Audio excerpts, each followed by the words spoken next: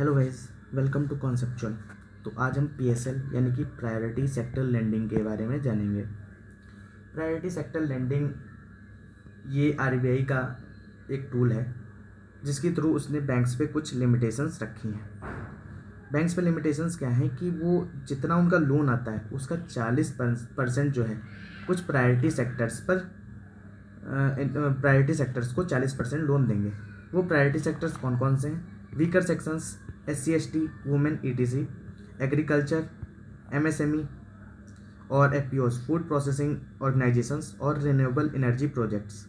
ठीक है, ये 40% जो है ये मिनिमम जो लिमिट है वो 40% है। मैक्सिमम ये 100% तक भी जा सकते हैं।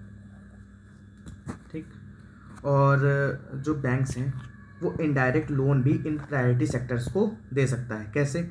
बैंक्स मान लीजिए NBFC को कुछ पैसा देती है और वो NBFC इन्हीं मतलब वुमेन, SC/ST और एग्रीकल्चर के लिए काम करती है, उनको लोन देती है।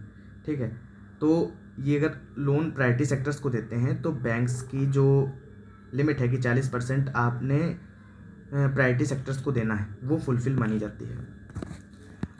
और जो PSL नॉर्म है वो NBFCs पर अप्लाई नहीं होते हैं, ये चीज़ हमें ध्यान रखनी है। और जो PSL नॉर्म्स हैं वो ऑल बैंक्स पर अप्लाई होंगे पर NBFCs पर नहीं होंगे।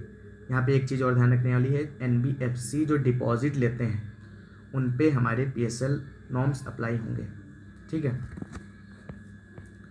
और जो बैंक्स हैं और उनकी लिमिट्स कितनी है कि हाँ कितना परसेंट लोन का वो प्रायोरिटी सेक्टर्स में देंगे। जो इंडियन शेड्यूल कॉमर्शियल बैंक्स हैं उन्हें 40% अपने लोन का देना पड़ेगा।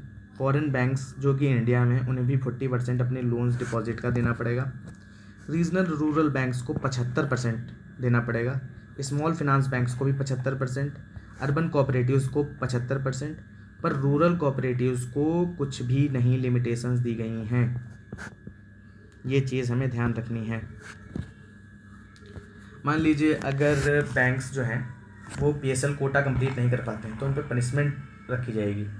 जितना पैसा वो प्रायोरिटी सेक्टर्स को नहीं दे पाते हैं, ठीक है, उतना पैसा वो RIDF एक फ़ंड है और UIDF एक फ़ंड है, उनमें डिपॉजिट कर देंगे।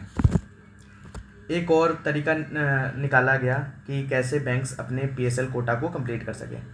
एक PSL सर्टिफिकेट 2016 में लॉन्च करा गया। इसमें क्या होता था, मान लीजिए दो बैंक हैं, एक बैंक है दूसरा बैंक है। अब मान लीजिए इसने अपना कोटा कंप्लीट कर लिया और कोटा एक्सीड भी कर दिया। मान लीजिए इसकी कोटा लिमिट 40% थी पर इसने 60% अपनी कोटा का लोन का दे दिया, 60%।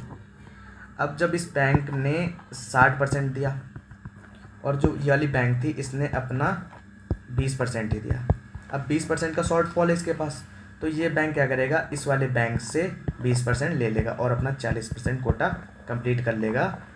तो ये कैसे पॉसिबल है? ये बैंक क्या करेगा, इस बैंक से एक सर्टिफिकेट ले लेगा, ठीक है, और इस सर्टिफिकेट के थ्रू बैंक्स अपना PSL कोटा आराम से कंप्लीट कर लेंगे। I hope this concepts are clear to you. Thank you so much.